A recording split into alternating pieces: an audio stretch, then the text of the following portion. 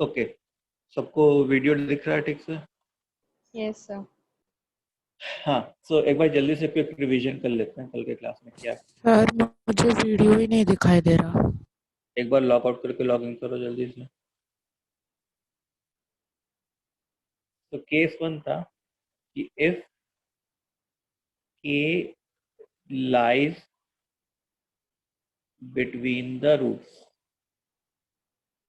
If k lies between the roots, तो हम लोग कंडीशन लिखते थे a into F of k is less than 0। बस यही कंडीशन लिखते थे, ओनली दिस कंडीशन।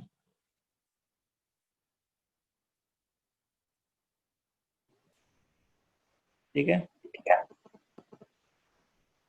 केस 2 था सर आपका स्क्रीन फ्रीज हुआ दिख रहा है। फ्रीज हुआ है।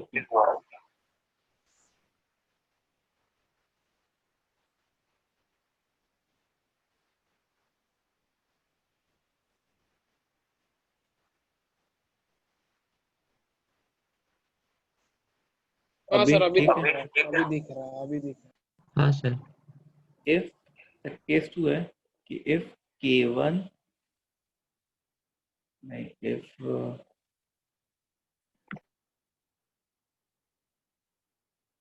only one root lies between k1 and k2, मतलब k1 और k2 के बीच में एक ही रूट लाई कर रहा है। उसके लिए कंडीशन हम लोग क्या लिखेंगे, fk1 into fk2 is less than 0। ठीक है, फिर केस 3 पढ़ा था। एक सेकंड, क्या हुआ? एक सेकंड ऊपर करो।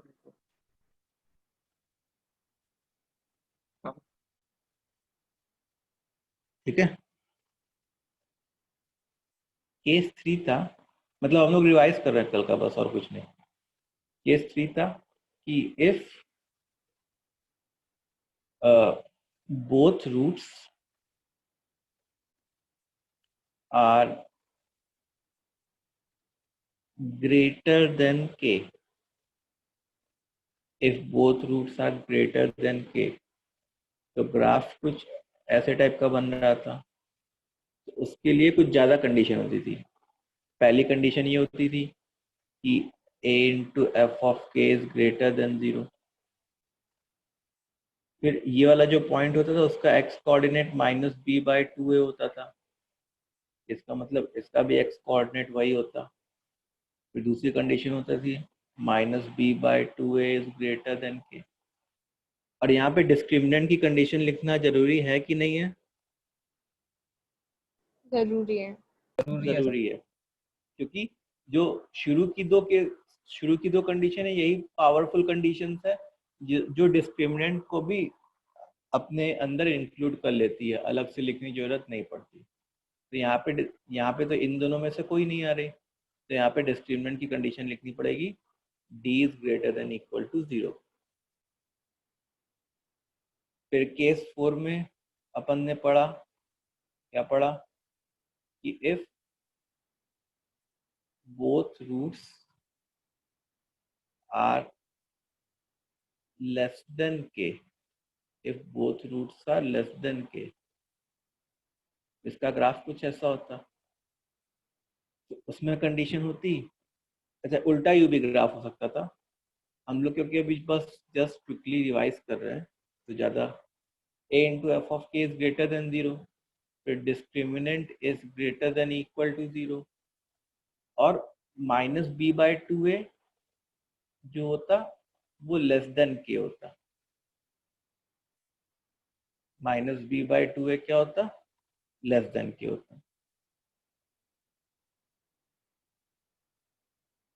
ठीक है, तो कल के क्लास में हम लोगों ने यहाँ तक किया था। I hope yes sir. इतना सबको समझ में आ गया। यस अब हम सर। लोग और इस केस 3 या केस 4 पे कोई एक क्वेश्चन भी कर लिया था हम लोगों ने एंड में। है ना। अब हम लोग केस 5 पे चलते हैं। केस 5 है कि if both roots lie between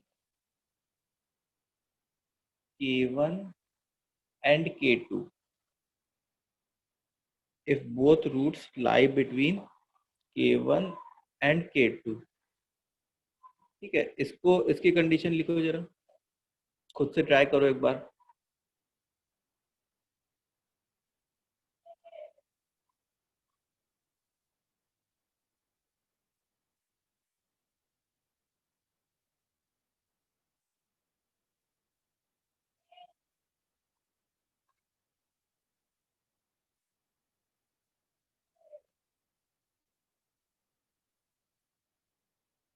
sir इसमें f of k1 into F of k2 हमेशा पॉजिटिव रहेगा, डिस्क्रिमिनेंट ग्रेटर देन 0 रहेगा, और जो वर्टेक्स है वो एक के से बड़ी रहेगी और दूसरे के से छोटी रहेगी।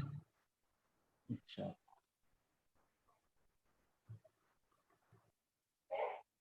तो इसका अगर मैं डायग्राम बनाऊं, इसका डायग्राम कुछ ऐसे टाइप का बनता।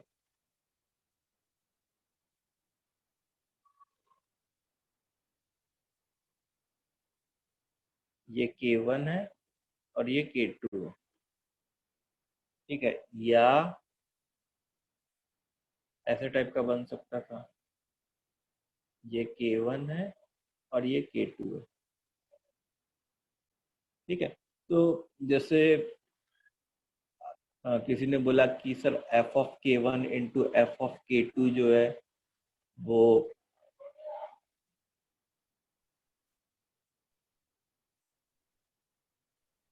ग्रेटर देन 0 होगा, तो f of k1 into F of k2 greater than 0 और भी जगह हो सकता है, केवल इसी को स्पेसिफाई नहीं करेगा f of k1 into F of k2 greater than 0, ठीक है। तो हम लोग को क्या करना पड़ेगा, यहाँ पे थोड़ा और स्पेसिफिक होना पड़ेगा। We need to be more specific.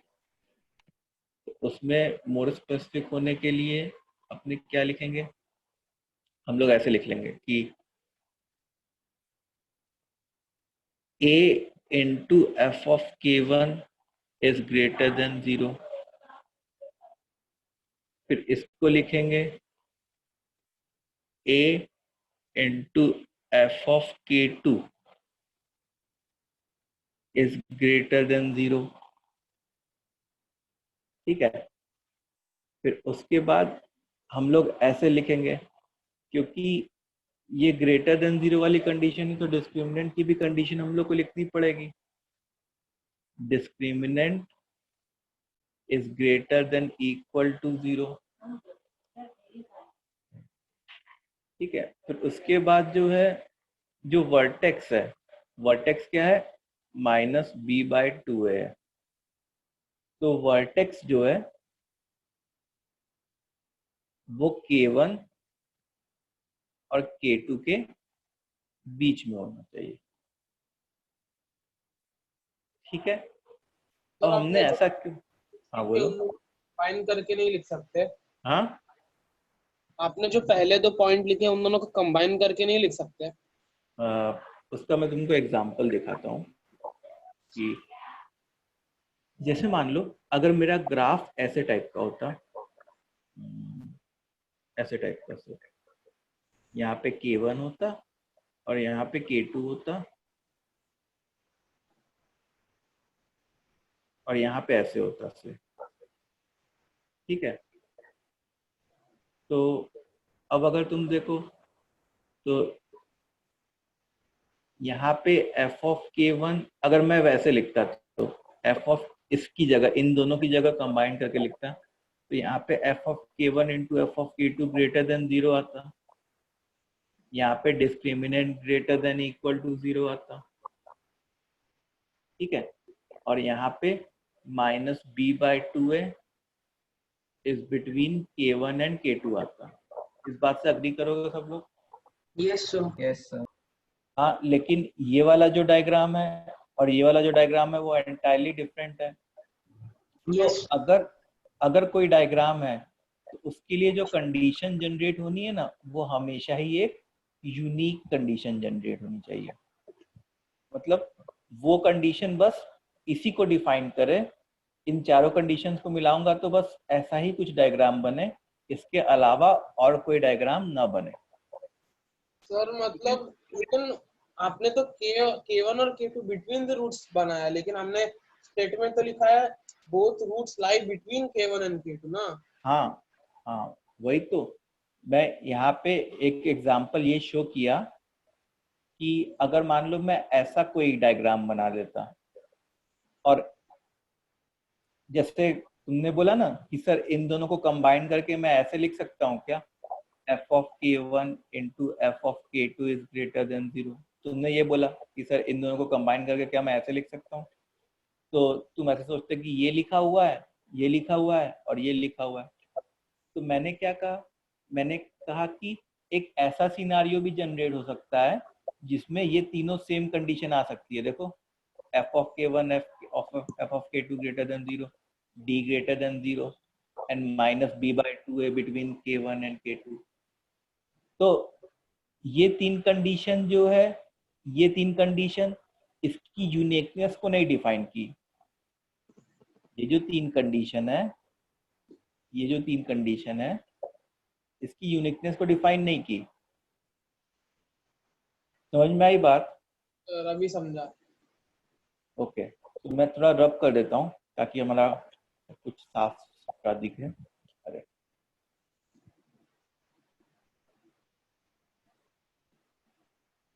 तो हम लोग जो भी कंडीशन लेंगे वो क्या होना चाहिए कि अपने यूनिकनेस को डिफाइन करना चाहिए। कि मतलब उन कंडीशन से जो डायग्राम बने वो ऐसे ही टाइप का डायग्राम बने जैसा क्वेश्चन में बोला गया है। ऐसा ना हो कि उस कंडीशन से जो डायग्राम बने वो ऐसा भी बने और उसके अलावा और कुछ भी बन जाए, तो फिर वो यूनिक कंडीशन नहीं होगी। ठीक है, तो ये क्या था, केस 5 का था, if both roots lie between K1 and K2। समझ में आई बात? Yes sir. बच्चों सबको क्लियर है? सब लोग एक बार कमेंट बॉक्स में बताना सबको क्लियर है।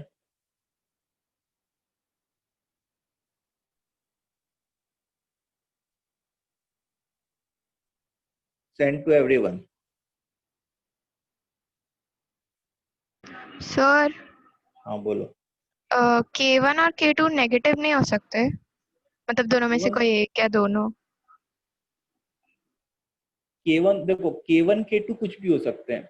Don't confuse between K1 K2 and FK1 and FK2। ठीक है, K1 K2 मतलब ये लोग जो है वो x एक्सिस पे प्लॉट हो रहे हैं, और FK1 FK2 का क्या मतलब है, y की वैल्यूज है ये। ठीक है, तो मैंने देखो x एक्सिस, ये x एक्सिस बनाया है, यहाँ पे K1 लिखा है, यहाँ पे K2 लिखा है। तो मैंने कहीं ओरिजिन बना के दिखाया है क्या तुमको कि ओरिजिन नहीं। यहाँ पे है, K1 यहाँ पे है, K2 यहाँ पे? ऐसा कुछ नहीं बताया। तो K1 K2 किसी भी साइन के हो सकते हैं। ठीक है, लेकिन A इंटू FK1,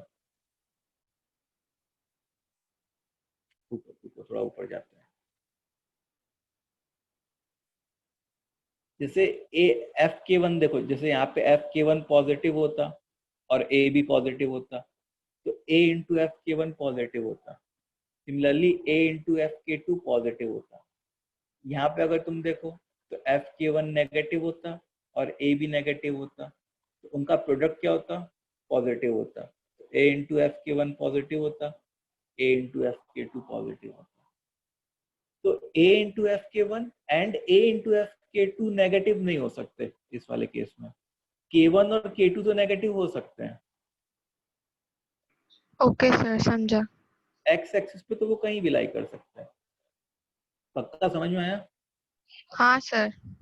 चलो, now we will move to case 6। Case 6 जो है वो क्या है कि if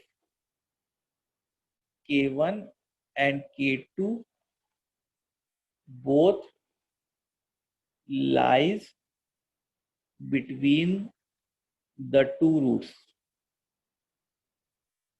If K1 and K2 both lies between the two roots. ठीक है, तो इसके लिए अब हमारा डायग्राम कैसा बन रहा होगा? नीचे क्यों नहीं आ रहा है?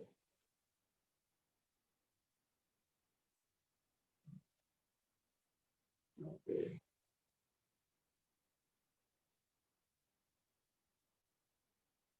इसके लिए हमारा डायग्राम कुछ ऐसा बन रहा होगा कि K1 और K2 है। ठीक है, तो इसको करो, इसका कंडीशन लिखो, क्या कंडीशन होनी चाहिए?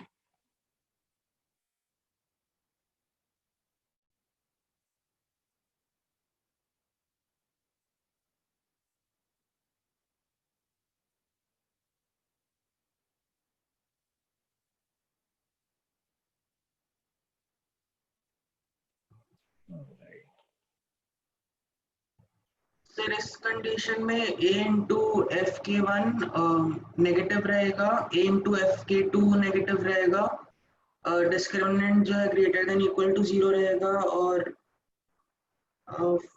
वर्टेक्स का पता नहीं कैसे करें। तो यहाँ भी अलग अलग लिखना है मतलब, या कंबाइन करके लिखना है सर? रुको, कुछ गड़बड़ हो गई है।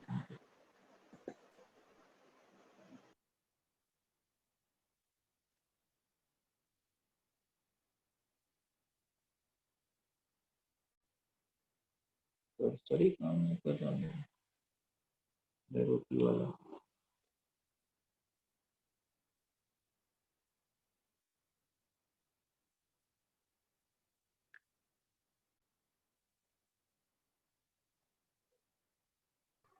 सर ये जो केसेस हैं सबकी सारी कंडीशन जैसे बाय हार्ट करने की जगह अगर बस हमें ग्राफ से कंडीशंस हाँ, निकालना आते तो ग्राफ फिर से तुमको इंटरप्रेट ही करना है बस। सर यहाँ हमें मतलब K1 K2 अलग अलग लिखना है या कंबाइन करके मतलब मल्टीप्लाई करके एक मिनट रुको, एक मिनट यार, ये नीचे ही नहीं आ रहा, प्रॉब्लम हो गई है बहुत ज्यादा।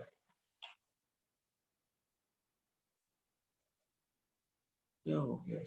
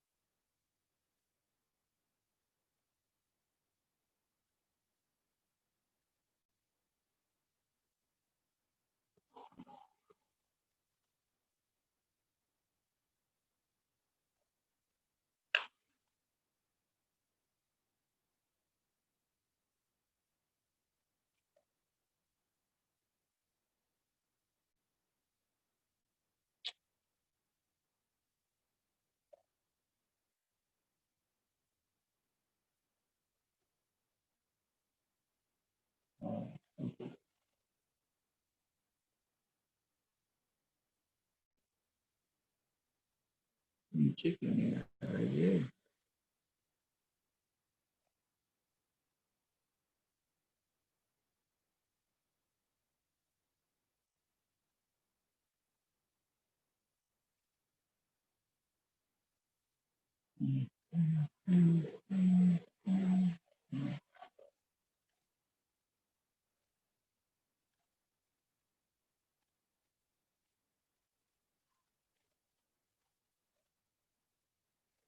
इसी में बस प्रॉब्लम है क्या?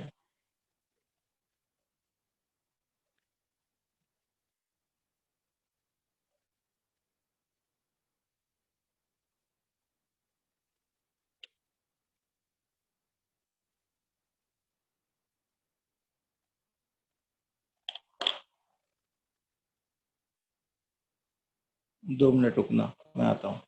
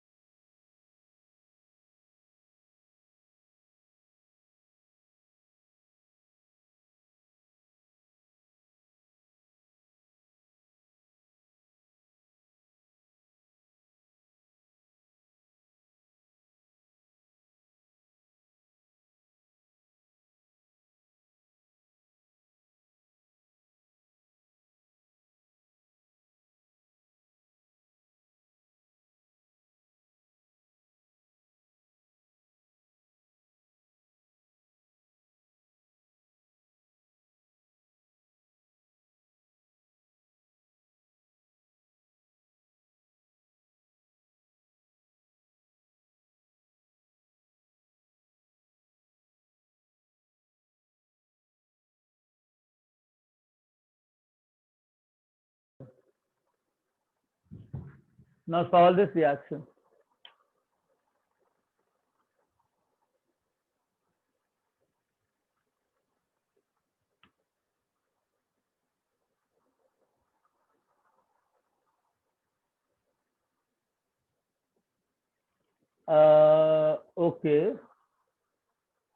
Okay. We'll check it out. So number of moles निकालना है ना? हाँ बेटा, just don't say the answer, just type the answer.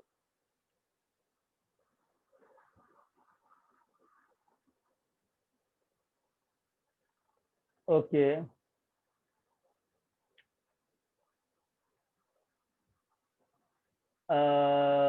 Amit नहीं, 50% लिया नहीं तूने। आरना, या ठीक है, करे 50% यील्ड नहीं लिया Amit. Check this thing out. भूल गया सर, कर रहा हूँ। हाँ पता है मुझे, तभी बोला तेरे को। अरे आंसर दो, answer. Sir number of moles निकालने हैं और बस दोनों के ना, बस। हाँ बस।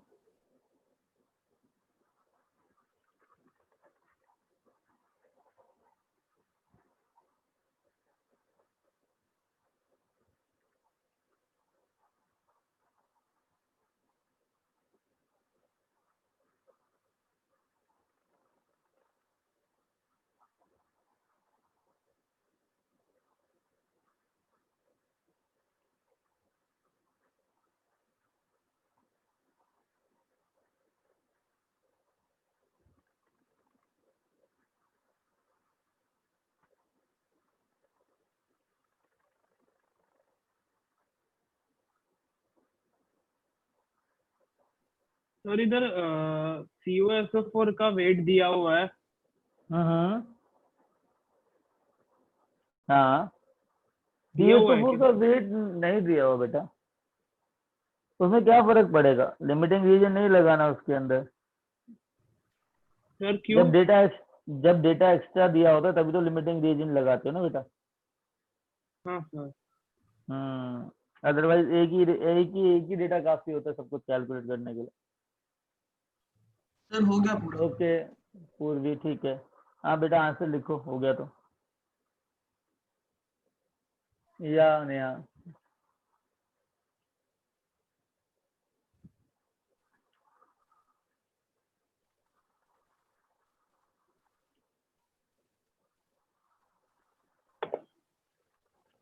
Correct Shreya, correct Aditya, correct. या सिद्धेश नहीं, 80,018 नहीं बेटा। चिन्मय ठीक है। खुशी करेक्ट।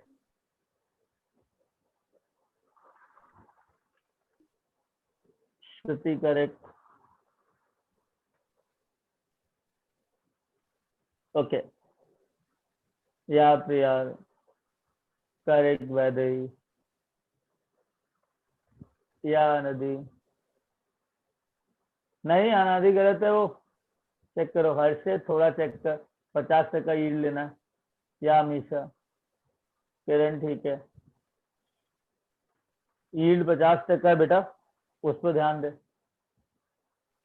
सर लेकिन पहले वाले रिएक्शन से तो 2 मोल आए थे ना उसके NaBr के। तो मुझे नहीं पता, मुझे ये पता है कि यील्ड दोनों का 50% तुमको करना पड़ेगा। या मैं उसको मल्टीप्लाई किया 50% से, जो आंसर आया। हाँ सर मल्टीप्लाई किया 50%, उसका आधा। चलो देख लेते हैं।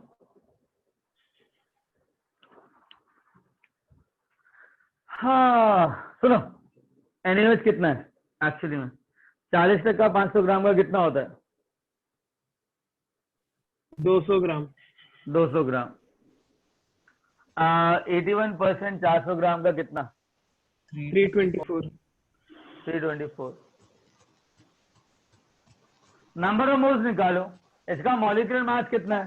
सर 5 और 4 होंगे नंबर ऑफ मोल्स। 40। सिर्फ 5 और 4। चलो 5 और 4। तो लिमिटिंग रीजन क्या हुआ?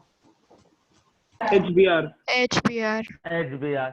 अच्छा, 1 मोल कितना मोल देगा? 1 1, बट यील्ड कितना है? 50, तो हाफ तो कितना आया? 2। 2, 2 और 2, करेक्ट।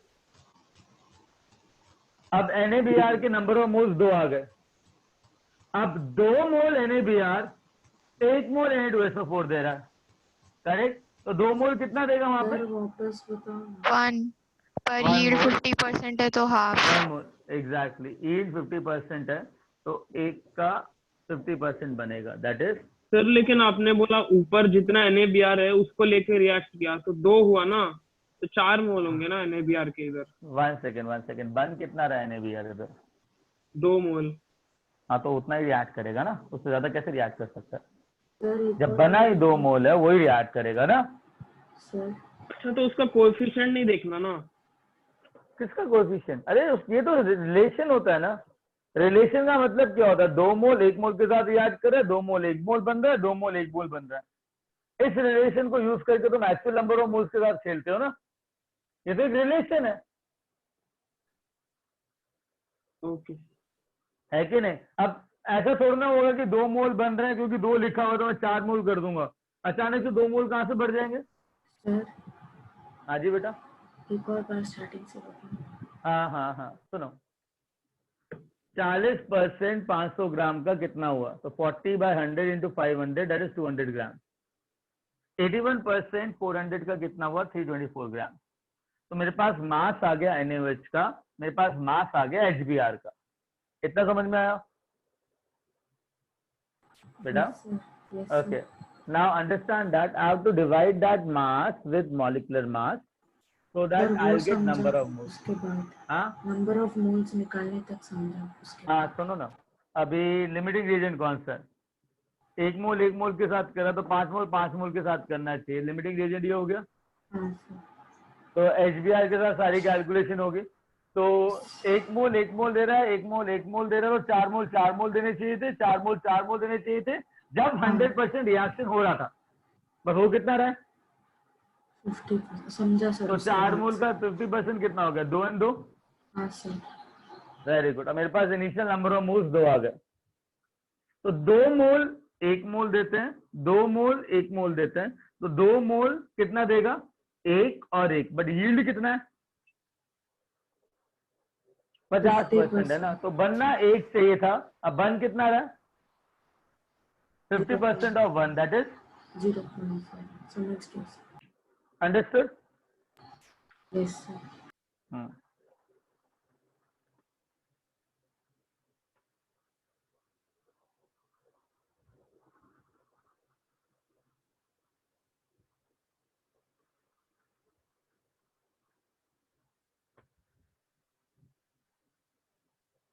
चलो फिर अब this. Yes sir. Okay, doubt पूछो या फिर मैं क्वेश्चन दूं? गाइस मैं क्वेश्चन दूं या डाउट पूछोगे?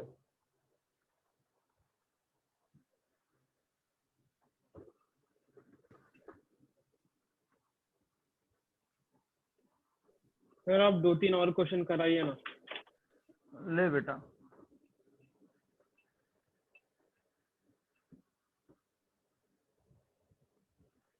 करो, सपोज करो NaOH H3PO4 के साथ रिएक्ट कर रहा है तो गिव Na3PO4 प्लस वाटर। मुझे दे रखा है 2 मोलल, स्मॉल m का मतलब होता है molal, 500 ml solution, density of solution is 1.08 ग्राम पर ml। ठीक है, वो रिएक्ट कर रहा है H3PO4 के साथ।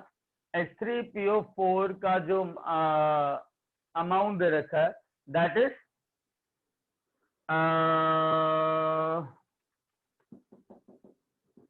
1 molar 250 ml। 1 molar 250 ml।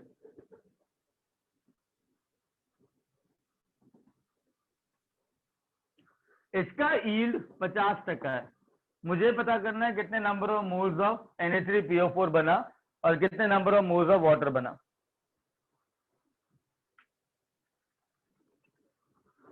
Feel नहीं आई, रुको इसको चेंज करते हैं।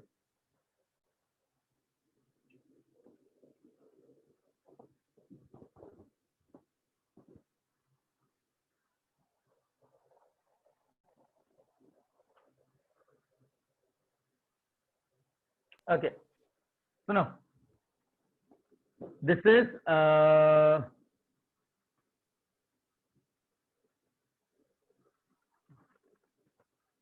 98% weight by volume.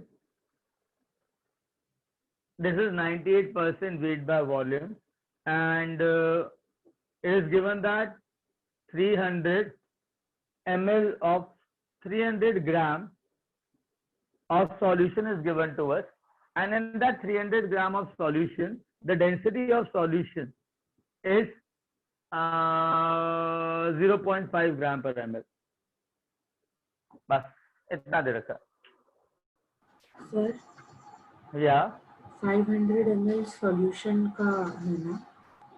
हाँ बेटा, 2 मोलर 500 ml सॉल्यूशन है, डेंसिटी ऑफ सॉल्यूशन 1.08 ग्राम पर ml दे रखा है। उसको मैंने रिएक्ट किया H3PO4 के साथ जो 98% वेट बाय वॉल्यूम है, जिसमें 300 ग्राम सॉल्यूशन का है और डेंसिटी ऑफ सॉल्यूशन दे रखा है। I guess have I made my point clear? तुम लोग सबसे पहले क्या कैलकुलेट करोगे, क्या करोगे? बैलेंस। एग्जैक्टली, रिएक्शन बैलेंस करोगे। उसके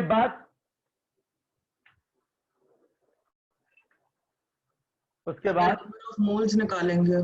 exactly, number of moles of NaOH निकालोगे, number of moles of H3PO4 निकालोगे। उसके बाद लिमिटिंग रिएजेंट देखेंगे। लिमिटिंग रिएजेंट देखोगे। लिमिटिंग रिएजेंट के बाद जो छोटा जो लिमिटिंग रिएजेंट है उससे सारी कैलकुलेशन करोगे। यील्ड कितना है? 50% सर। मतलब जितना बनना चाहिए था उसका आधा बनेगा। ठीक है, चलो सॉल्व करो। I just record, pause the recording ताकि ये okay guys, shall we solve this now? Yes sir. 4/300, 4/900. We'll check it out, beta. Now listen. The very first thing is I have to balance this reaction. So 3, 1, 1 and then 3. Balance हो गया? Yes sir. चलो बहुत बढ़िया। अब मुझे number of moles of NaOH चाहिए। ठीक है, very first task is to calculate number of moles of NaOH। तो मुझे एक बात बताओ, मोलालिटी दे रखा है 2 is equal to number of moles of NaOH divided by weight of solvent in kgs. Everyone agreed with this? Yes sir. Yes sir. Very good. No, nice. Proud of you. Now listen everyone. 500 ml solution का density of solution दे रखा है, तो mass of solution क्या होगा? Because मुझे मास चाहिए ना, तो mass of solution is WA plus WB should be equal to density into volume. तो कितना आएगा? 500 इंटू 1.08 कितना आया? 540 grams. 540. So I know that WA plus WB is equal to 540 grams. Understood? Correct? Yes sir. अच्छा, मुझे एक चीज पता है, number of moles is equal to weight by molecular weight. Correct? Yes. जो वेट होगा that will be equal to 40 into number of moles. Yes और no? Yes sir. Yes sir. तो मैंने क्या किया, WA into 40 into number of moles should be equal to 540 gram. लिख सकता हूँ? हाँ सर। Very good. तो WA कितना आया? सर वो कैसे आया? 80। 540 माइनस 40 NB। ठीक है, ये ग्राम्स के अंदर है। क्या बेटा क्या बोला?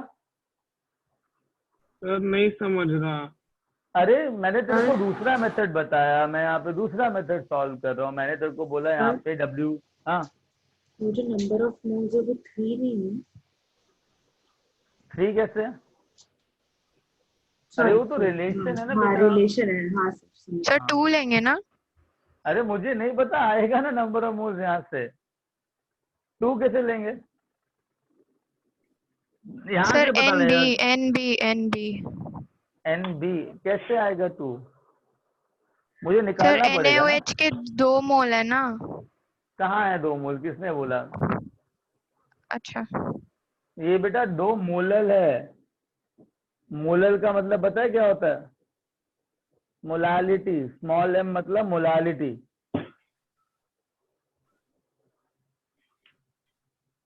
तभी तो बोला molality is equal to number of moles divide by weight of solvent in KG.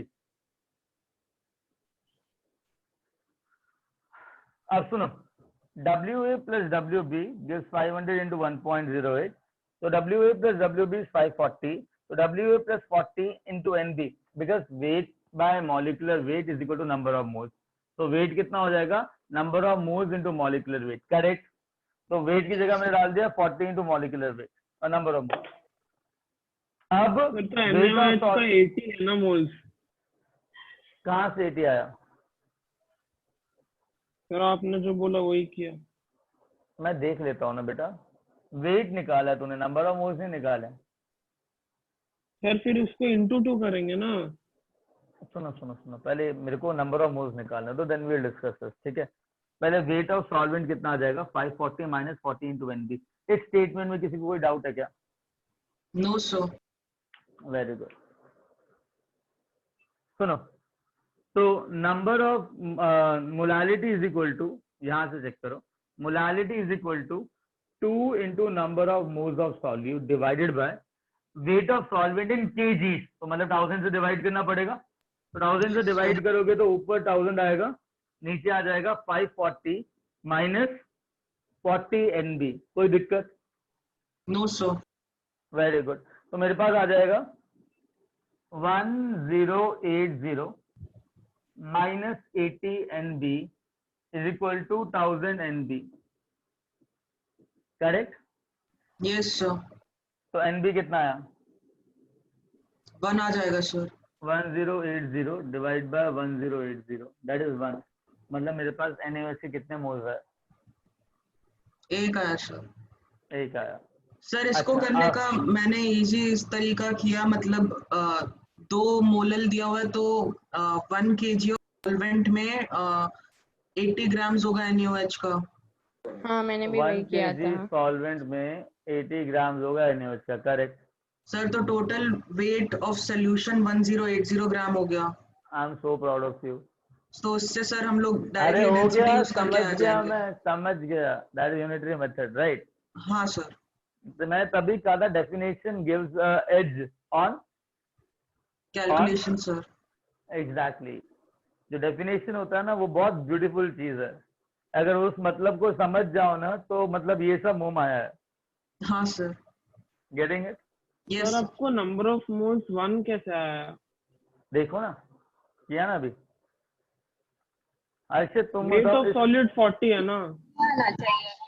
Wait, 1 second, एक बात मुझे बता, वेट ऑफ सॉल्यूट कितना निकला तेरा? 40 निकला। नंबर ऑफ मोल्स कितना होगा? वेट बाय मॉलिक्यूलर मास में, what is the molecular mass of NaOH? अच्छा हाँ। अरे बोलना कितना? 40। हाँ तो कितने नंबर ऑफ मोल्स आएंगे? 1। हाँ तो फिर वही तो बोला। डन। अच्छा, now understand the definition perspective. what are the definition perspective? Should I rub this part? Sir इसको करने का थोड़ा आसान मेथड नहीं है। सर सब मेरे को है, एक सब डाउट है। है। हाँ बेटा पूछ। सर आपने ये 40 NV लिखा है, मतलब वो क्या है? वेट है ना सॉल्यूट का। एक बार बताओ, number of moles equal to weight by molecular weight, correct? Yes sir. तो वेट क्या हो जाएगा? Number of moles into molecular mass. Yes sir. तो वही पुट किया WB की जगह। सर मैंने और थोड़ा रीजन पता है? मैंने पता थोड़ा क्यों? अलग वे से किया। सुनना, मैंने पता ऐसा क्यों किया, पूछ क्यों किया? क्यों सर? देखो ना, सीन बहुत सिंपल है। मैंने इसलिए किया ताकि मेरा जो फॉर्मूला था ना ये वाला, उसमें NB/WA था, ठीक है। Yes sir. तो मेरे पास एक वेरिएबल NB है और दूसरा वेरिएबल WA है, इसमें WA एंड WB है। तो अगर मैं WB को NB के अंदर डाल दूंगा तो मेरे पास दो वेरिएबल आ जाएंगे और दो इक्वेशन आ जाएंगी, करेक्ट। Yes sir. तो मैं दो वेरिएबल दो इक्वेशन से आंसर निकाल सकता हूँ सब्स्टिट्यूट करके, करेक्ट। Yes sir. तो इसलिए मैंने उसको NB में कन्वर्ट किया। Okay sir. ठीक है। सर अब मैं मेरे पास आपको दूसरा बताऊं मैंने क्या ऑल्टरनेट सुनो किया है। सुनो सुनो सुनो सुनो अच्छा ओके। मैं ऐसा भी कर सकता था कि नंबर ऑफ मोल्स को वेट बाय मॉलिक्यूलर वेट लिख देता, यस सर।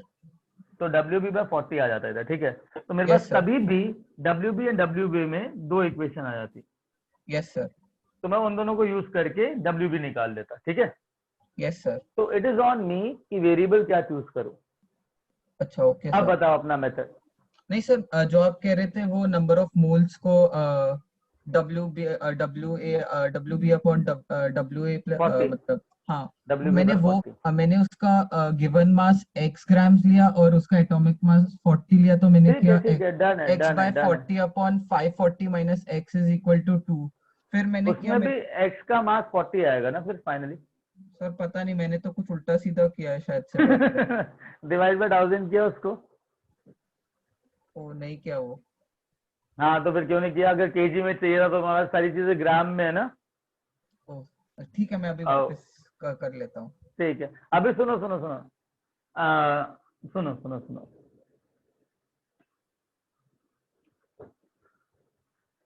अब definition point of view thing is very very very very very very nice thing to do, ठीक है। तो एक बार बताओ 2 मोल का मतलब क्या होता है कि मेरे पास 2 मोल NaOH के हैं 1 kg सॉल्वेंट में, कोई दिक्कत है इसमें? No sir. Very good. 2 mole मतलब 80 ग्राम। Yes sir. कितने सॉल्वेंट में? 1000 ग्राम्स। 1000 ग्राम, ठीक है। तो मतलब मेरे पास 80 grams of NaOH in 1080 gram of solution में है। Yes sir. हाँ बस हो गया ना। ये बताओ सॉल्यूशन कितना है? 500 ml। Yes sir. 108 ग्राम पर ml। तो वेट ऑफ सॉल्यूशन कितना दे रखा है? 540 ग्राम। Yes sir. तो अगर 1080 ग्राम में 80 ग्राम है तो 540 ग्राम में कितने ग्राम होंगे? 40। ओके। और नंबर ऑफ मोल्स कितने आ जाएंगे? 1। 40 ग्राम NaOH है, डन ना। Yes sir. That is definition. Sir एक बार वापस बताएंगे आप?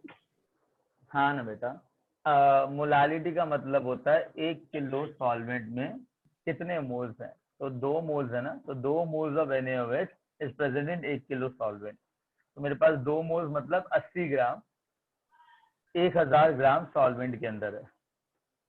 तो 80 ग्राम सॉल्यूट है, 1000 ग्राम सॉल्वेंट है, तो 80 ग्राम तुम्हारा 1000 प्लस 80 1080 ग्राम ऑफ सॉल्यूशन में। अंडरस्टूड? हाँ। तो अगर 80 ग्राम 1080 ग्राम सॉल्यूशन के अंदर है तो मेरे पास सॉल्यूशन का जो मास है वो 540 ग्राम है। तो 540 ग्राम में कितने ग्राम होंगे? 1080 ग्राम में अगर 80 हैं तो 540 में कितने होंगे? हाँ डन ना। 40 ग्राम मतलब 1 मोल। हाँ ये था तरीका, ठीक है। अब दूसरा इधर कितना है मास? 500 ml जो है पूरे NaOH सॉल्यूशन का है वॉल्यूम। बेटा कितनी बार पूछेगा सेम चीज, मैंने बोला ना 500 ml सॉल्यूशन का, तभी तो डेंसिटी सॉल्यूशन का दे रखा है। 2 मोलर 500 ml सॉल्यूशन है। सर उसका मतलब क्या हुआ? 2 मोलर इसका मतलब है तुमने 500 ml NaOH का सॉल्यूशन लिया जिसका मोलालिटी 2 है। तो एक गिलास के अंदर 500 ml मोलालिटी तो इससे डिफाइंड है ना, वेट से डिफाइंड है। तो मेरी मर्जी है ना, तभी तो डेंसिटी दी है कि तुम वेट निकाल के सारा कैलकुलेशन करो। अरे क्वेश्चन बनाना तो मेरे ऊपर है ना, मैं जरूरी थोड़ा ना कि ग्राम ही लूं। मैंने क्या किया, डेंसिटी दे दिया ताकि तुम वेट खुद निकाल लो सॉल्यूशन का, है ना। सर मैंने अभी 1000 से डिवाइड करके क्या मिल गया? हाँ तो आ जाएगा ना बेटा, वो 100% आएगा। हाँ चलो मेरे को बात बताओ, 98% वेट बाय वॉल्यूम, इसका मतलब क्या हुआ? डेफिनेशन से बताओ, कितना क्या मतलब हुआ? Sir wait of solute upon volume of solution. अरे रुको रुको, डेफिनेशन बोला बेटा, डेफिनेशन याद है? मेरे पास हाँ सर। 98 ग्राम कितने ml के अंदर है? 100 ml में सर। बस बस यही होता ना? हाँ सर। बस बस बस, 98 ग्राम ऑफ H3PO4 100 ml के अंदर पड़ा हुआ है। Yes sir. अब मेरे को एक बात बताओ, टोटल वॉल्यूम ऑफ सॉल्यूशन कितना है? 600 अगर मास ऑफ सॉल्यूशन दे रखा है और डेंसिटी दे रखा है तो कितना है? 600 ml है सर। 600 ml है, राइट? तो अगर Yes, 100 sir. ml के अंदर 100 ml के अंदर 98 ग्राम्स हैं तो 600 ml के अंदर कितना ग्राम हो जाएगा? सर 6 मोल हो जाएंगे। इतना ग्राम हो जाएगा? हाँ सर। Very good. मॉलिक्यूलर मास कितना है H3PO4 का? 98 ग्राम ही है। Yes sir. तो नंबर ऑफ मोल्स कितना हो जाएगा? 98 into 6 डिवाइड बाय 98। कोई दिक्कत? No sir.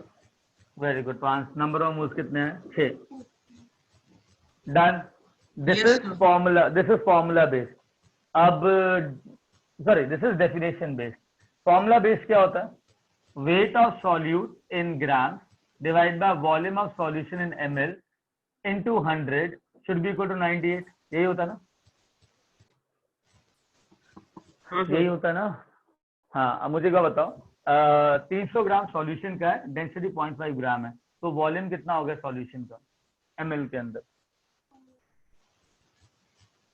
600 हाँ 600 कितना हो गया?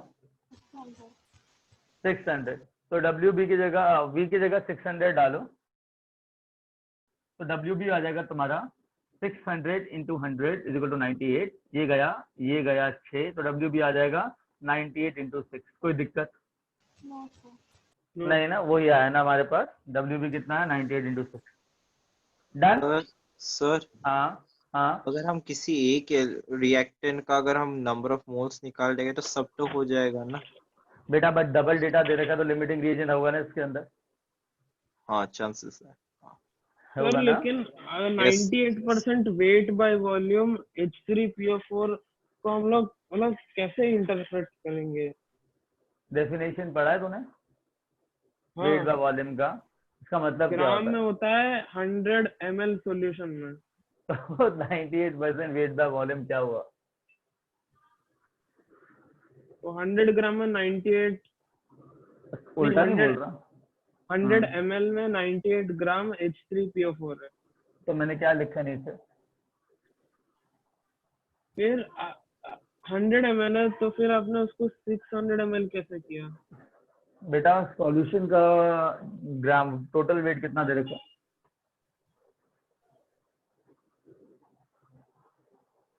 सॉल्यूशन का टोटल वेट डेंसिटी कितना दे रखा? 0.5 ग्राम पर ml। तो कितना वॉल्यूम निकलेगा सॉल्यूशन का? 600 ml। तो टोटल वॉल्यूम कितना सॉल्यूशन का? 600 ml। 100 ml में कितने, 100 ml में कितने ग्राम बताया तुमने? 98। तो टोटल मेरे को निकालना पड़ेगा कि नहीं निकालना पड़ेगा? 98 into 6 फिर आपने डिवाइड बाय मॉलिक्यूलर वेट किया ना? हाँ, क्यों किया? नंबर ऑफ मोल्स निकालने के लिए। मॉलिक्यूलर वेट कितना है? 98। डन। यस। तो अभी हटाओ इसको।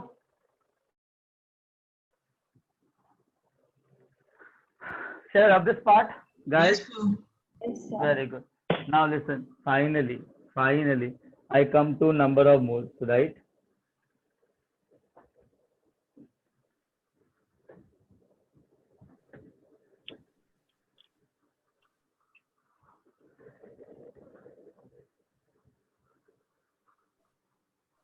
Okay. Now, how many moles of NaOH I got? 1 sir. How many moles of H3PO4 I got? 6. Now, 1 second. What is the limiting reagent over there? NaOH. Divide the number of moles with stoichiometric coefficient, right? So 1/3 and 6/1. So obviously this is the limiting reagent. That means I'll not do any calculation with respect to H3PO4. I'll do every calculation with respect to NaOH, right? Because Yes, this will sir. decide the product. Now tell me, 3 moles is forming 1 mole. So 1 mole will form how many moles? 1/3 1/3 mole. 1/6 हो जाएगा 1/3, because 50% healing. 1 by 3, right? 3 मोल दे रहे हैं, तो 1 मोल कितना देगा? 1 1 mole, sir. 1 1 minute. ये तब होगा जब रिएक्शन 100% होगा। हाँ सर। वो कितना परसेंट रहा? 50 50 आधा कर तो देंगे। हाँ, तो उसको 50% कर देंगे। Actual heat will be 50%. That will come out as 1/6 and 1/2. 1/2. Understood? Yes, sir. Very good. Hey guys, you want to copy that or shall I rub this now? rub this। हो गया, sir. Okay, हो गया ना? हाँ Yes, You sir. want one more? yes sir। चलो तो करो, फिर एक और करो। हाँ,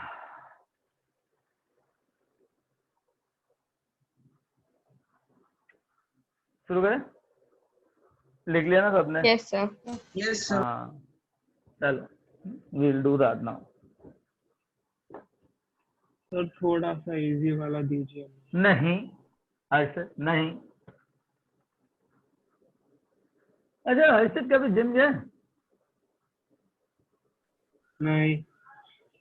ओह, अच्छा, कभी स्पोर्ट्स में पार्टिसिपेट किया है? हाँ कौन से वाले स्पोर्ट में किया? बहुत सारे, मतलब जैसे कि क्या है? गिव मी एग्जांपल ना, एक ही एग्जांपल है। मैराथन। मैराथन में किया है, तो वहां पे चल के खत्म करता है कि दौड़ के खत्म करता है? दौड़ के किया है। पुश करता है अपने आप को जब टारगेट लाइन के पास होता है तो, या छोड़ के आया था वापस? ज्यादा पुश करना पड़ता है ना? तो जब वहां पे पुश करने से डरते नहीं हो, तो यहाँ पे अपने ब्रेन को पुश करने से क्यों डर रहे हो? सर क्वेश्चन ही नहीं समझ रहा। अरे बेटा, अभी तो समझा ना। अभी जो पूरा क्वेश्चन सॉल्व किया उसको हमने पार्ट्स में लेके समझ के सॉल्व किया, उसमें कौन सा एलिमेंट तेरे को समझ में नहीं आया ये बता। नहीं, वो आपने समझा फिर दूसरा क्वेश्चन हाँ, तो तो नहीं आता। अरे सुन ना, उसका मतलब क्या है कि मतलब you actually given a thought about that reaction, right? तो अगर तुमने उस रिएक्शन को थॉट दिया तो तुम्हारा थोड़ा बहुत तो इवोल्यूशन हुआ ना ब्रेन के हिसाब से। तो थोड़ा सा पार्ट करना आ गया, मतलब बैलेंस करना वो है, फिर आगे वो नंबर मतलब गिवन डेटा से नंबर ऑफ मोल्स निकालना वो नहीं आ रहा, बाकी सब आ रहा है समवट। देखो, I will tell you one thing. तो नंबर ऑफ मोल्स निकालने के लिए जितने भी कॉन्सेंट्रेशन टर्म्स है उनके साथ खेलोगे कि नहीं खेलोगे, या छोड़ दोगे? खेलना तो पड़ेगा ना। तो अगर मैं बच्चे वाले क्वेश्चन दे दूं और बोलूं जाओ जेई लिखो, होगा क्या? या बोलूं जाओ मेडिकल एग्जामिनेशन क्रैक करो, होगा क्या? सर लेकिन अगर जब तक एक भी उस क्वेश्चन लेवल नहीं आ का रहा तो कॉन्फिडेंस कैसे बनेगा? 1 सेकेंड, कॉन्फिडेंस तब बनता है ना जब अंडरस्टैंडिंग लेवल ग्रो हो, और अंडरस्टैंडिंग लेवल ग्रो करने के लिए एक्सेप्टेंस लेवल हाई होना चाहिए। जब मैराथन में दौड़ोगे तो इतना तो मेंटली प्रिपेयर करोगे ना कि इतना दौड़ना है तो मुझे एक्सेप्ट करना पड़ेगा अपने आप को कि इतना दौड़ना है। जब तक वो एक्सेप्टेंस लेवल अंदर नहीं आएगा कि दौड़ पाओगे। Harshit, I am asking something from you, दौड़ पाओगे? नो। हाँ कि ना? No sir. नहीं ना? तो वहां पे वो जो बनाना और ग्लूकोज की बॉटल्स मिलती है ना, वो पी के खा के वापस आ जाओगे बस। अंडरस्टूड? और फिर सैंडविचेस लेके आ जाओगे, डन, खत्म, होगी मैराथन। तो जब तक एक्सेप्टेंस लेवल नहीं हाई होगा तब तक कुछ नहीं कर सकते। तो same here, you have to increase your acceptance level, right?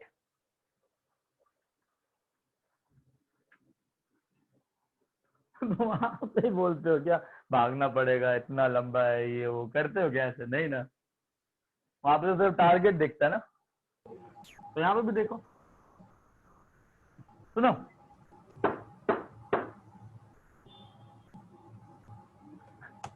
हाँ, NaOH plus H2SO4 gives Na2SO4 plus H2O. Guys, सुनो, जो Na2SO4 यहाँ पे बनाना, I am utilizing this Na2SO4 with some other reagent है, ठीक है? Let's say calcium chloride. I am getting NaCl plus CaSO4. CaSO4 दोबारा से रिएक्ट कर रहा है, let's say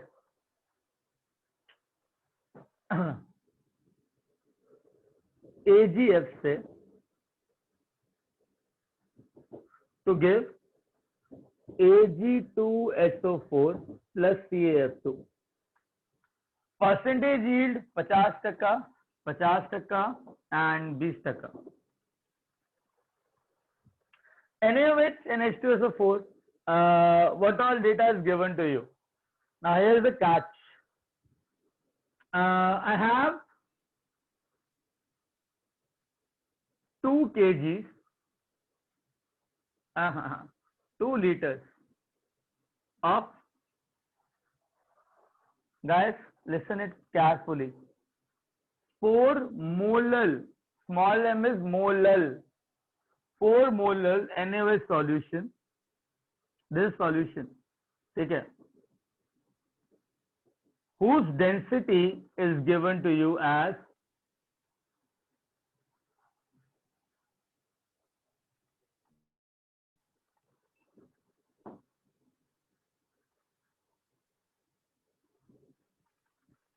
1.16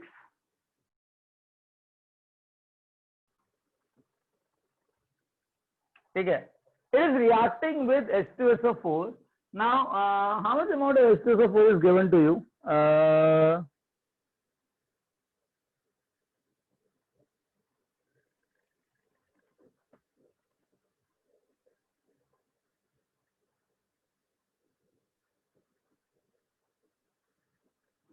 Okay, 49% of one, no, not one, 200 grams of H2SO4 solution. I'll make it like 600 grams of H2SO4 solution. Okay, so 49% of 600 grams of H2SO4 solution. You just tell me, जब percentage के बाद कुछ नहीं लिखा होता तो क्या होता है? Weight by weight. Weight by weight, sir. Guys, weight by weight. Now understand. Harshit, guys, hey, यहाँ पर है हर्षित, हाँ सुन, बैलेंस करना है, नंबर ऑफ मोल्स निकालना है, लिमिटिंग रीजन फाइंड करना है, उस क्वेश्चन सॉल्व करना है, ठीक है? Guys, just start solving the question and ask me whatever help is required in between. Sir, can you repeat? मतलब question क्या है? Find out क्या करना है? सर लास्ट में हाँ क्या मोल्स निकालने या वेट निकालना है? मोल्स निकालना है बेटा, सिल्वर का और इसका. ठीक है सर. सर सिल्वर का वेट बता दो ना. 108, 108. Okay sir, thank you. जब बेटा नंबर ऑफ तो फ्लोरीन बेटा. सर हो गया. Good.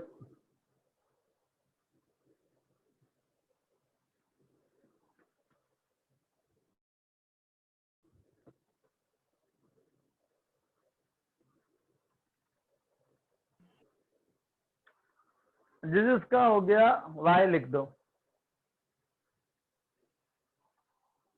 Okay, nice.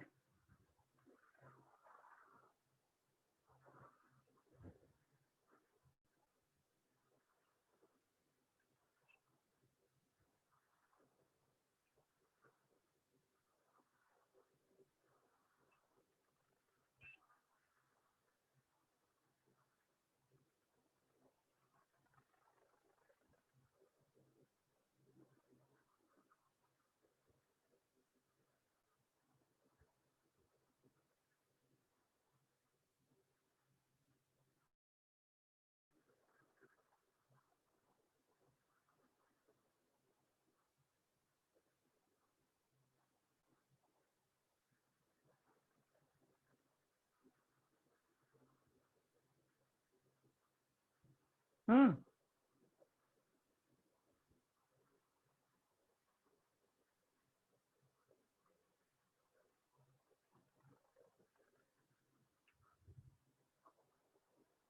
me classes till what time? 2 o'clock. 2 o'clock. 2 o'clock. 2 o'clock, huh? That's it. Okay, tell me.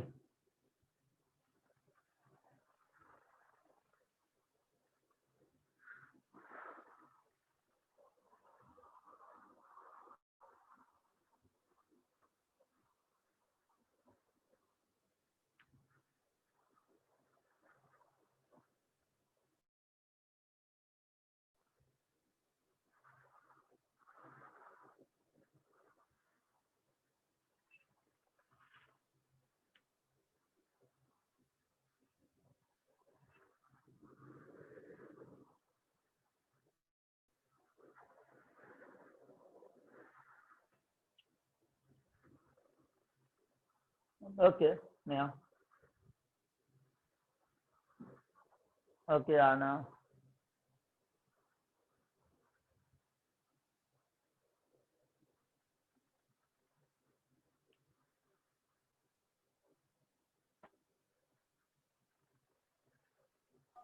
Sir वो लास्ट में 20% यील्ड है ना?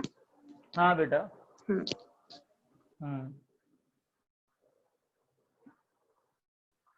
तो मेरे मिट्टी के शेरों, यहाँ पे कितने मोल्स निकले बताओ? सर 8 मोल और 3 मोल।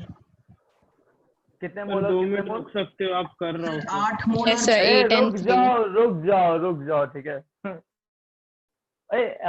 everyone is doing right now. सुनो everyone.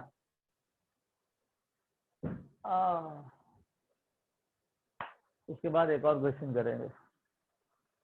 अच्छा, तुम्हारे को कोई और स्पेसिफिक डाउट्स हैं? आई गेस सारा तो इसमें कवर हो गया ना?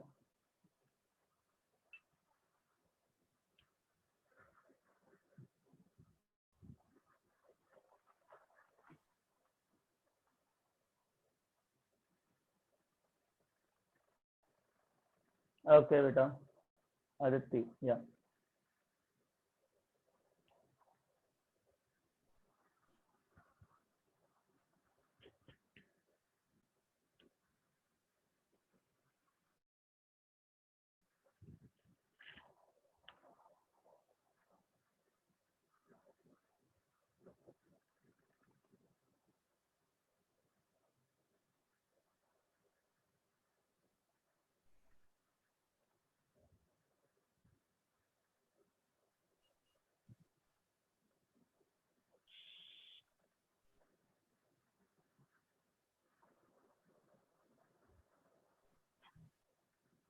सर पहले Na2SO4 NaOH का मोल्स 37.12 है, सही है? किसका 37.12 किसका मोल? NaOH।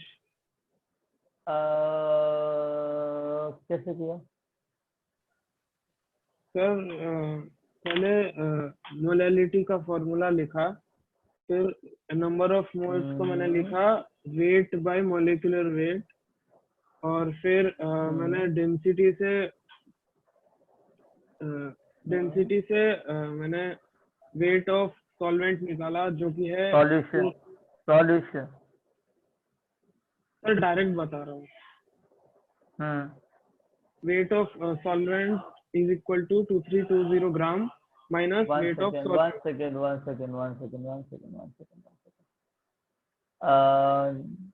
2320 right? Gram minus weight of solute. हाँ सर, है ना? हाँ आगे। फिर molality is equal to weight of solute by molecular weight into 1000 by weight of solvent। तो फिर उसको सॉल्व किया, वेट ऑफ सॉल्यूट आया 1484.8 gram. Weight of solute divide by molecular mass into 2320 minus WB divide by 1000 ऊपर जाएगा, correct? Sir can you repeat, वो आपकी आवाज नहीं आ रही थी। अरे यार सुनो, इसको सॉल्व करते हैं जैसा कि है वैसे सॉल्व करते हैं। सुनो पहले ना डेफिनेशन वाला सॉल्व करते हैं, ठीक है? गाइस बताओ यार एक मिनट, 2 लीटर मतलब कितना ग्राम? पहले मोलालिटी बोल देखते हैं। मोलालिटी कहता है मेरे पास 4 मोल्स NaOH के हैं जब मेरे पास 1 किलोग्राम सॉल्वेंट हो। 4 मोल्स का मास कितना होता है बेटा? 160 ग्राम सर। 160। तो 1160 ग्राम सॉल्यूशन के अंदर सॉल्वेंट, देखिए 4 मोल का मास मिला दो तो 4 मोल्स होंगे। सबको इतना समझ में आया? Yes sir. Very good. ये सॉल्वेंट है और नीचे सॉल्यूशन है। अब टोटल मास ऑफ सॉल्यूशन कितना दे रखा है? 2320 ग्राम ऑफ सॉल्यूशन। तो उसमें कितने मोल्स NaOH के आएंगे? 8। Hey guys, understood that point? Yes sir. अब एक काम करते हैं, we will solve it with the help of what? Formula. Formula, right? Now formula solve करते हैं। मोलालिटी दे रखा है 4 will be equal to weight by molecular weight into weight of solvent by kg. What is the weight of solvent? You got 2320 minus WB by 1000, correct? Guys, यही आएगा ना? Yes sir. Yeah. तो ये आएगा तेरा 25, correct? So 4 into 2320 minus 4W is equal to 25 आएगा ये, हाँ कि ना? हाँ 50, 20, हाँ। I'll get 4WB is equal to 25WB.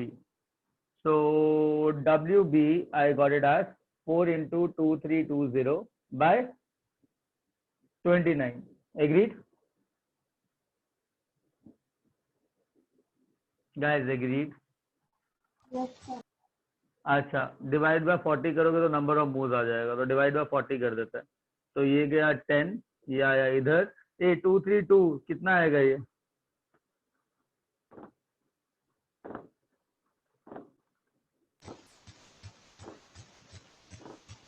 A 9 into 8 कितना था? 72 होता है ना? 8 से जाएगा? Yes. तो नंबर ऑफ मोल्स आ जाएंगे 8। एग्रीड? हर्षित, हाँ सर। यही किया ना तूने? नहीं, अलग आ रहा है मेरा आंसर। 1 सेकेंड, तुमने ना 1000 को गलत जगह डाल दिया। तुमने यही निकाला था मास ऑफ सॉल्वेंट? हाँ यही आया। तो WB by 40 किया था? हाँ। तो डिवाइड बाय 1000 करोगे, 1000 ऊपर जाएगा कि नहीं जाएगा? वो भी किया। हाँ तो यही आएगा, फिर नंबर ऑफ मोल्स आएंगे 8। कैलकुलेशन एरर है। अंडरस्टूड?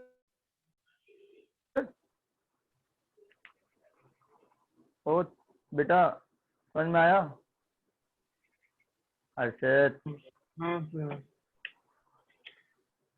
कैलकुलेशन एरर किया है। So I got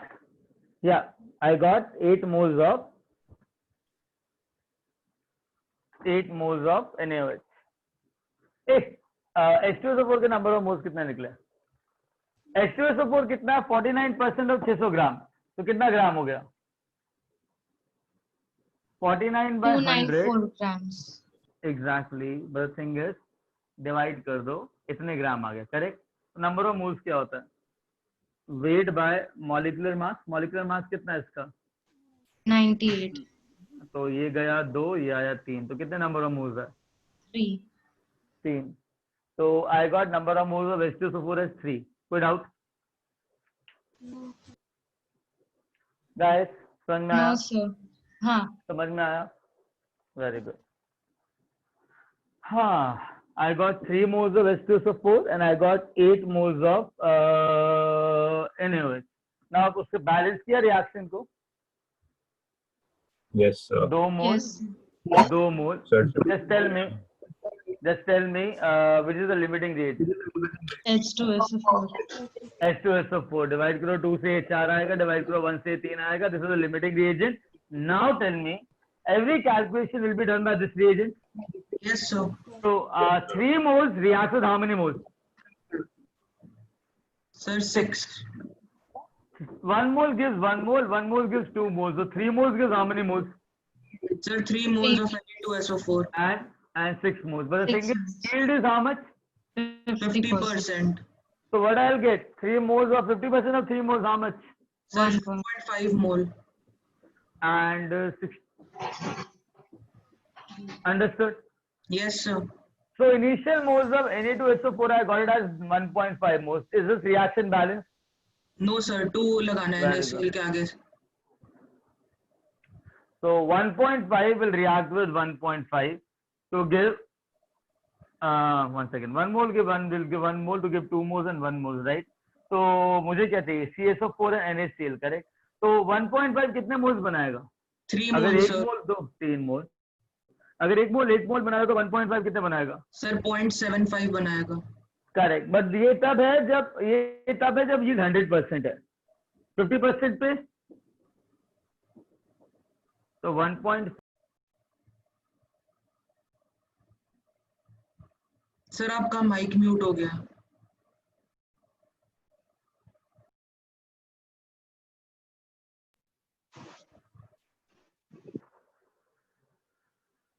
Hello, am I audible, guys? Yes, sir. Yes, sir. Okay. Tell me one thing. 0.75. How many moles of this 1 mole will give 1 mole and 1 mole, correct? Yes, sir. Yes, Sir, sir. 2 AGF करना, balance नहीं है. So 0.75 but will give फर्क नहीं पड़ रहा balance. Answer में. हाँ, हाँ, फर्क नहीं पड़ obviously, रहा है. but ठीक है. 0.75 will give me 0.75 and 0.75. Yield is how much? 20%, sir. 1/5 से मल्टीप्लाई कर तो आंसर कितना आएगा? Sir, 0.15. 0.15. 0.15.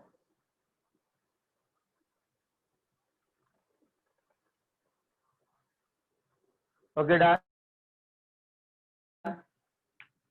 Guys, done. Yes, sir. Yes, sir. Okay. Shall we move ahead? हाँ. Yes. yes sir. I'll give you one more. Yes, sir. I heard no, sir. Who said no, sir?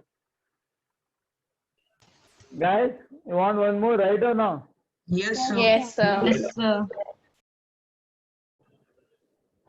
Okay.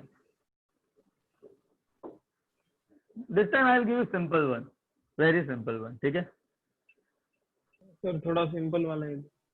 हाँ बेटा थोड़ा पूरा simple देता हूँ, tension मत ले. इतना सिंपल होगा कि मतलब सिंपल भी शर्मा जाएगा. ठीक है? ये क्या हो गया? Okay, listen.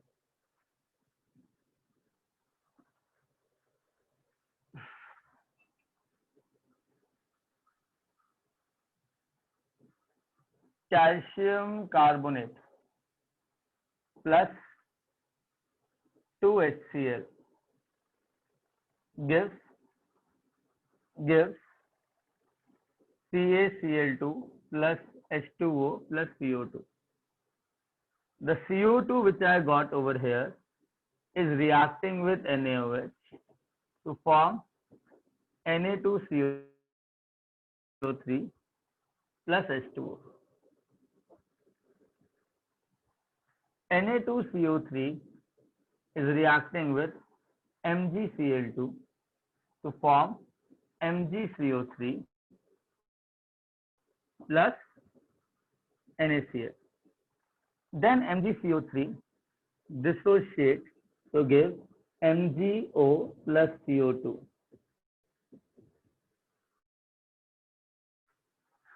हाँ ठीक है.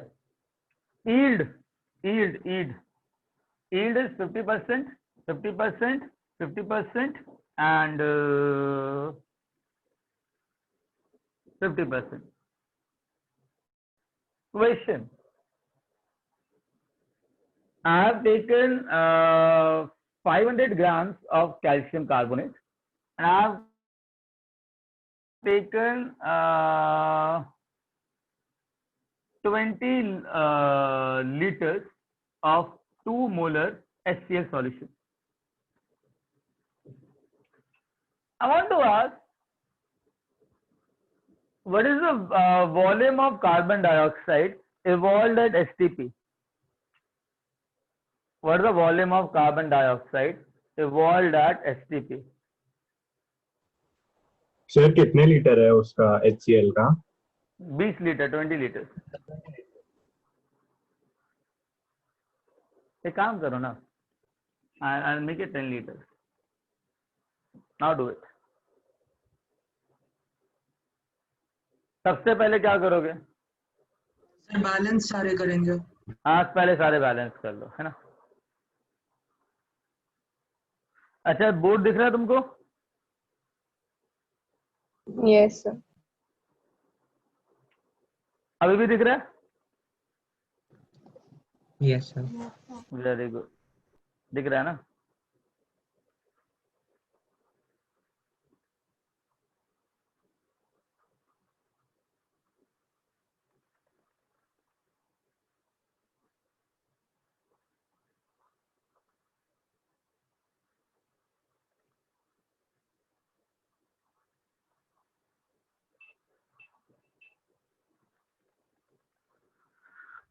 करो करो सॉल्व करो.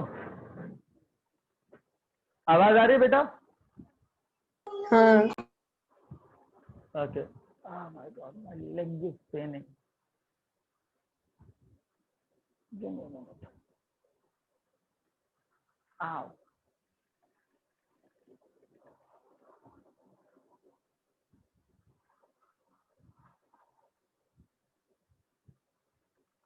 सर हो गया. हो गया? Yes sir. नाइस. 2 मिनट दो सर, 2 मिनट. हाँ मैं कुछ नहीं कर रहा हूँ, बैठा हूँ sir. I'm just thinking some other thing here.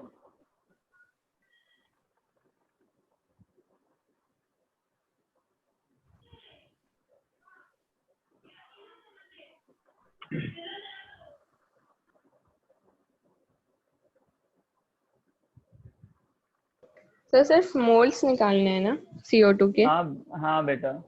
ठीक है, हो गया.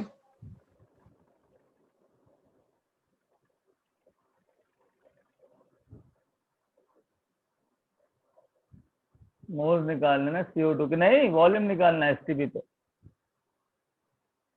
ओके. हाँ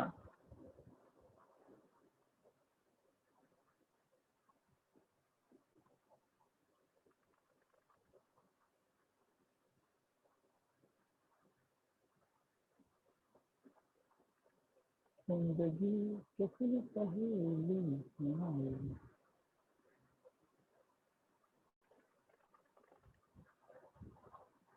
चलो डन है.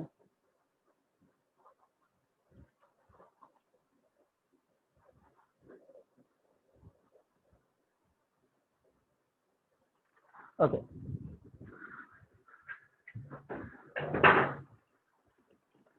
Sir, 2 minutes.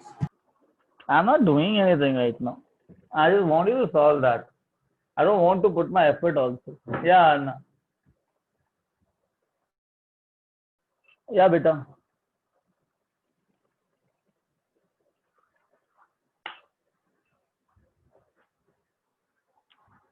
Okay, Aditya.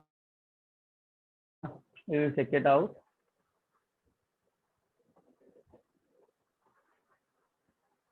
Yeah, Neha. Correct. ठीक है.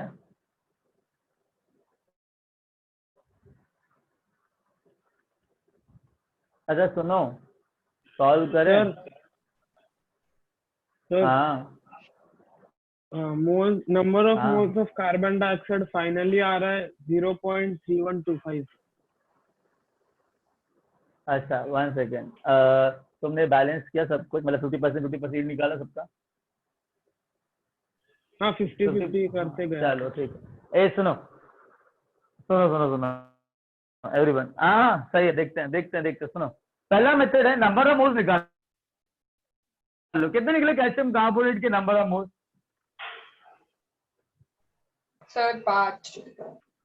ओ मेरे लाल, 5 निकले। और इसके कितने निकले? सर 20। मोलारिटी 20। Into volume. तो वो कौन है, वो क्या है किसको, इनमें से वो क्या कहते हैं, वो लिमिटिंग रिएजेंट लिमिटिंग रीजन कौन सा? CaCO3। डिवाइड करो इन दोनों को, 3CO3। तो इस सारा कैलकुलेशन इससे होगा। अरे मेरी बात तो हाँ सुनो, सर। सारा इससे होगा। अच्छा यार, अल्टीमेटली मुझे क्या चाहिए? CO2। अच्छा एक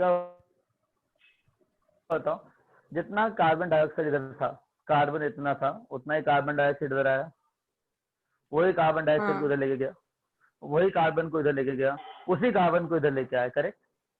यस सर। गाइस अच्छा, तो POC लगाना जरा। तो अगर 5 मोल कार्बन कैल्शियम कार्बोनेट के इतने थे, तो कार्बन के कितने मोल थे? 5 रहेंगे सर। 5 रहेंगे ना। तो यहाँ पे कितने मोल आने चाहिए थे आइडियली? 5 एटॉमिसिटी कार्बन का 5 आने चाहिए थे, ठीक है। अभी मेरी बात सुनो, हर एक पॉइंट पे, हर एक रिएक्शन में उसका आधा होता रहा, करेक्ट? Yes sir. तो पहले 5 आने चाहिए थे पहली रिएक्शन में, तो उसका आधा आया, तो मतलब कितना आया? 2.5। समझना 5 इंटू हाफ हुआ, फिर उसका दोबारा हाफ हुआ, फिर उसका दोबारा हाफ हुआ, फिर उसका दोबारा हाफ हुआ, तो 5/16 कितना हुआ? 0.3125। डन हो गया।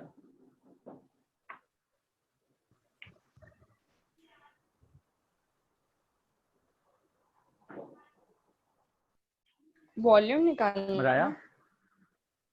अरे मैं क्या कह रहा हूँ, number of moles calculation feel I? हाँ। हाँ, मतलब जो चीज डायरेक्टली हो सकती थी वो तुमने क्या किया? सर बट इनटू उसमें भी किससे बहुत करोगे? ज्यादा एफर्ट्स नहीं लगते क्योंकि ऑलमोस्ट सारे कोएफिशिएंट सेम ही है, अरे तो मेरे को डायरेक्ट। बैलेंस नहीं करना बाबा, मेरे को बैलेंस नहीं करना। अच्छा ठीक है। अंडरस्टूड? डन। यस अरे सर सर। मेरी आपने बात सुनाया। वॉल्यूम कैसे निकाला? इंटू 22.7 किया ना बेटा, नंबर ऑफ मोल्स को STP निकालना है ना। सर आपने जो मेथड बताया, अगर बीच में अगर किसी हम रिएक्टेंट का अगर moles number of moles change हो रहा ड्यू टू बैलेंसिंग, तो ये मेथड काम में नहीं आता ना? अरे बेटा आएगा ना, चक्कर क्या है, जितना नहीं कार्बन सर, यहाँ मैं पर है इस क्वेश्चन में नहीं बोल रहा सर, मैं इस क्वेश्चन में नहीं बोल रहा। मैं बोल रहा मैं अगर कह और रहा हूँ नहीं, मैं कह रहा हूँ यहाँ पे 2 भी होता, यहाँ 2 होता, यहाँ 2 होता, यहाँ 3 होता, यहाँ 4 होता, कुछ भी होता, अल्टीमेटली जो प्रोडक्ट बन रहा है उसमें कार्बन कितने हैं? 5। अरे बाबा इसमें कार्बन कितने जो अल्टीमेटली बन रहा है? क्या सर? CO2 जो बन रहा है उसमें कार्बन कितने हैं? उसमें कार्बन 5 हो गए ना, कि स्टार्टिंग में 5? अल्टीमेटली जो कार्बन डाइऑक्साइड, अरे नहीं बाबा वो नहीं कह रहा हूँ, एक मॉलिक्यूल की बात कर रहा हूँ। इस मॉलिक्यूल में कार्बन कितने हैं? इस मॉलिक्यूल में 1। इसमें हाँ कितने उसमें भी 1 एक। तो एटॉमिसिटी जब सेम है तो दोनों के नंबर ऑफ मोल्स क्या होने चाहिए थे? सेम होने चाहिए थे। बस बात खत्म हो जाती है, चाहे बीच अच्छा में कितनी मर्जी नंबर ऑफ मोल्स तो चेंज जाए है ना। जितना भी हो, समझ में आ हाँ गया। बिकॉज मैं पूरा कार्बन कंजर्व करवा रहा हूँ, करेक्ट? Yes sir. चक्कर क्या, 4 प्रोसेसेस में आधा आधा हुआ है, तो 5 का एक बार आधा, दूसरी बार आधा, तीसरी बार आधा, चौथी बार आधा। डन। सर आपने तो बोला कि अगर एटॉमिसिटी सेम है तो नंबर ऑफ मोल्स सेम रहनी चाहिए ना। हाँ बट चक्कर क्या, हर एक रिएक्शन में यील्ड आधी हो रही है ना बेटा, तो नंबर ऑफ मोल्स हर एक रिएक्शन में आधे होंगे कि नहीं होंगे? अगर यील्ड 100% होता तो डायरेक्ट तो 5 नहीं, 5 देता, 5 बिना कुछ सोचे समझे। Okay understood? या बेटा सर फिर लास्ट में आपने एक STP पे 1 मोल का वॉल्यूम होता है 22.7 लीटर। हाँ तो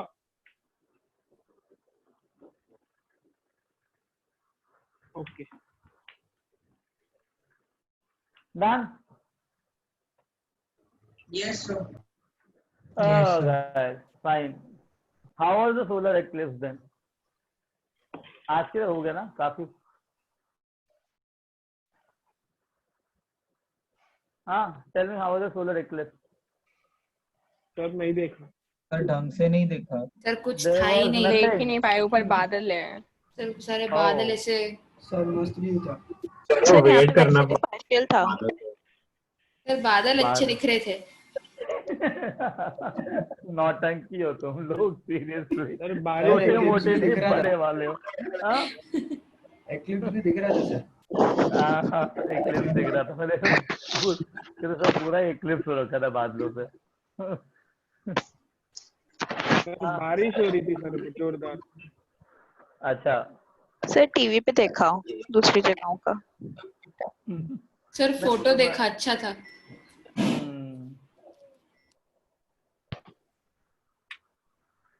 सोलर एक्लिप्स। अरे तो बता सूर्य ग्रहण में कुछ खाते वाते नहीं, कुछ ऐसा थ्योरी है ना? आई डोंट नो। हाँ हाँ सर सर। हाँ सर। सब बकवास। करना पड़ रहा है करके। Why this so? सर वो एक ये है, क्या बोलते हैं सर वो कोई ऐसा ही कुछ। क्या है? सर वो ऐसे ही मानते हैं, पता नहीं क्यों। सर ऐसे मानते हैं क्योंकि सन हम लोग को सब कुछ प्रोवाइड करता है। अभी सन प्रॉब्लम में क्योंकि मून ने उसको ढक लिया, इसलिए हम भी रिस्पेक्ट के लिए नहीं खाते। I guess there is some scientific reason behind it. It is not that way. हाँ सर, नहीं, मोहब्बत हमें से दे कुछ दो। खाया ही नहीं अब तक। सर इसके पीछे कोई साइंटिफिक हाँ रीजन सर, भी खाने नहीं दे रही मम्मा। Actually, there are certain radiation or something which is coming out. So there is some relation between that food eating thing and this radiation. So it is like quite scientific. वो normal दिन में क्यों नहीं होता? So but has it been proved Has it been proved? to harm the human health? Yeah, it is. You can Google the thing stuff. There is some scientific reason behind it. Sir but हमारे खाने ना खाने से क्या ही फर्क Superstition. पड़ेगा? अरे यार एक बात बताओ, जब बच्चे थे तब जब तुम खाना नहीं खाते तो घर वाले स्टोरीज बना के तुमको खिलाते थे ना? अरे हाँ कि ना? हाँ हाँ तो that was like a superstition. अरे फिर भी बना के खिलाते थे, मतलब every parent does that, right? Yes sir. Every parent, ठीक है? So it would have been happening. It would have happened with you also. वही So होगा। thing is, हाँ, so that stories become superstitious things for you, right? And there are a lot of religious beliefs. Then that religious beliefs now they are followed because people are bound to that religion, ठीक है ना? तो कभी कभार ना किसी को बात मनवाने के लिए ना कहानियां बनाई जाती है। तो हमारे बड़ों को भी बात मनवाने के लिए ना लोगों ने बहुत सारी कहानियां बनाई थी। तो ये वो कहानियां हैं, but there is scientific reason behind it. Getting up? But उनके हमको खाने में जाना है। अरे बाबा, there is scientific reason behind it. I don't know अब वो इतना स्ट्रिक्टली फॉलो करना चाहिए कि नहीं करना चाहिए, that I am not sure of. Sir reason है क्या? मतलब अरे there are some things related with the radiation which is coming out from the sun. But X में तो बस सन का थोड़ा सा पार्ट छुप जाता है, तो फिर एक्स्ट्रा रेडिएशन कैसे आ सकता है? वो तो नॉर्मल दिन पे भी आने चाहिए ना। बेटा, there are certain thing which is superimposition, right? The radiation is directly colliding with the moon and then it is falling on the earth, right? So they are interacting with the environment of the moon, which might have certain things in them, and these radiation will carry those other radiation and stuff. I don't know. There is certain things, or there is some things which is related to it. I have to just study it again, then I'll let you know. Sir कल बता। But I'm not sure about it. हाँ ठीक है, done. Sir जो moon के surface पे होता है वो H3 होता है ना? सर मैंने अभी नेट पे चेक किया तो सारे के सारे मिथ्स हैं ये। कोई ऐसे क्या चेक किया? रिलीज नहीं होती है एक्लिप्स के टाइम पे। क्या नहीं होती है? सर एक्लिप्स के टाइम पे कोई ऐसे अलग रेडिएशन रिलीज नहीं होती और ये सब मतलब ऐसी मिथ्स है, ऐसे बस बनाया हुआ है, स्टोरी है बस। 1 second, I'll search that and let you know. ठीक है, कहाँ से पढ़ रहा है? विकिपीडिया से नहीं पढ़ रहा ना? नहीं सर, न्यूज में है। अरे छोड़ यार न्यूज मैं सर सर्च करके बताता हूँ। उस रेडिएशन से न्यूज भी के अंदर तो क्या पड़ेगा? खाना तो में बन रहा है, घर शेल्टर्ड है, तो कांटेक्ट का तो कोई अरे एक काम करो, तुम ठूस लो, है ना? नहीं तुम ठूस लो, कोई दिक्कत नहीं है। But I'll let you know the exact. Anyway सब टाइम भी गया है। I'll let you know the exact reason. ठीक है, अभी तो मुझे भी नहीं पता। चलो ठीक है, we'll meet tomorrow, है ना? Okay sir, thank you sir, bye bye. Thank you sir, thank you sir, हाँ thank you sir, sir bye. Test कब होगा? मतलब होगा टेस्ट Probably Sunday या फिर Wednesday. I'll think. सर और दोनों दिन कर वेडनेसडे लूंगा। नहीं सर, कवर अप दोनों सर दिन फ्राइडे को दोनों- कुछ होता ही नहीं है। अरे वेनेसडे हाँ को तो सर, मेरी क्लास फ्राइडे या होगी ना, थर्सडे कवर को अप क्लास करो। क्या? अच्छा तो आप क्लास में ही करोगे? ठीक है हाँ हैं? सर, हैं, बट क्या वो होता है ऐसा जील का ऐप वो पूरा यूज कुछ चलो एक काम करते हो, तुम झील के ऐप में करना, फिर आधे घंटे बाद डिस्कशन करेंगे, ठीक है? हाँ सर, हाँ वैसे ही ठीक है। करते हैं। सर संडे को ही रखना, कवर अप क्लासेस होता है।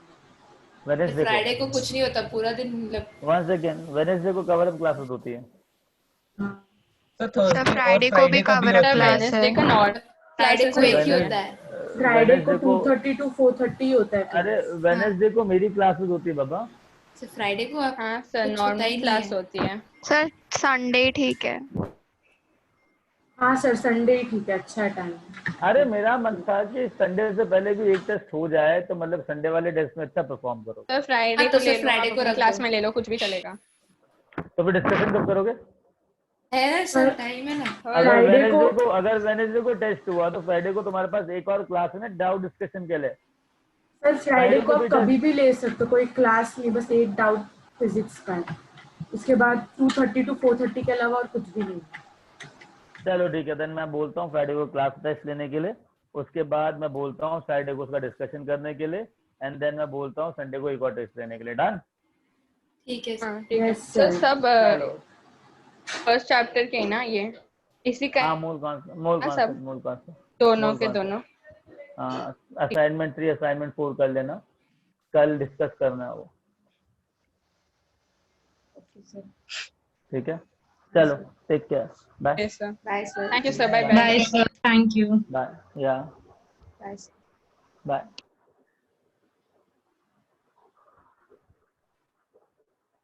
बाय बेटा।